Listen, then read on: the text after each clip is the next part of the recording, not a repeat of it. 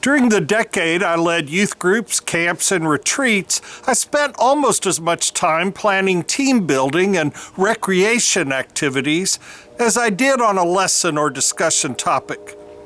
In seminary, Glenn Bannerman taught me the theology of play when I discovered I could giggle in a classroom.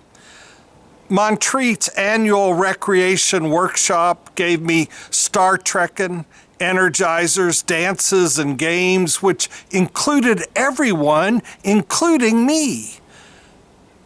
Triennium, Synod, and Montreat Youth Conferences expanded my recreation repertoire. I love the idea of New Games books in the 80s. Their motto was play hard, play fair, nobody hurt. I adapted it to play hard, play fair, everybody wins. The games that transformed our disparate teens into a community of faith, hope, and love didn't divide winners and losers. It was the enjoyment of playing and working together to win together that made the youth the group. One example was making a slight adjustment to musical chairs. The musical chairs I hated as a child involved walking to music inside a circle of chairs with one removed. When the music stopped, everyone scrambled and shoved to get in a chair. The one left standing was left out to watch other players dwindle to one bruised up winner and many sore losers. The New Games version of musical chairs also involved walking to music inside a circle of chairs with one removed. However, when the music stopped and you were left standing, you weren't sent to the outer darkness with gnashing of teeth. You continued to play by sitting on the lap of someone with a chair.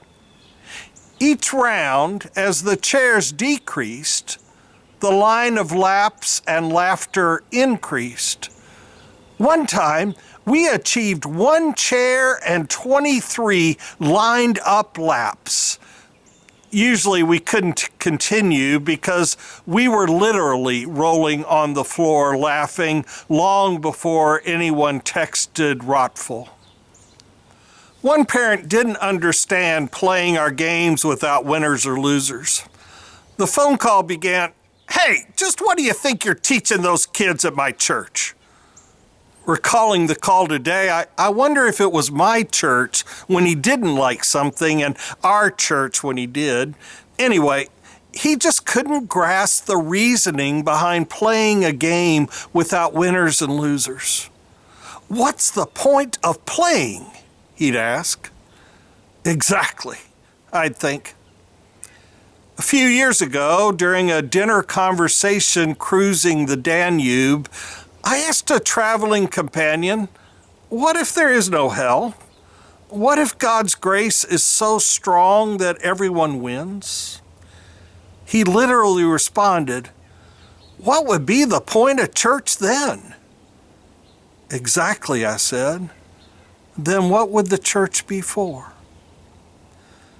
Recently, Glenn Bannerman and his wife Evelyn both succumbed to COVID as others focused on winning and losing.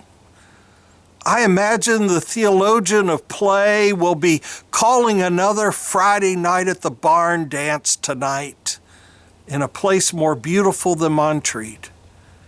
As usual, he'll make sure everyone is included in the dance. Who reminded you how to play when you had forgotten? How do you seek to include others in the dance? When have you experienced winning together?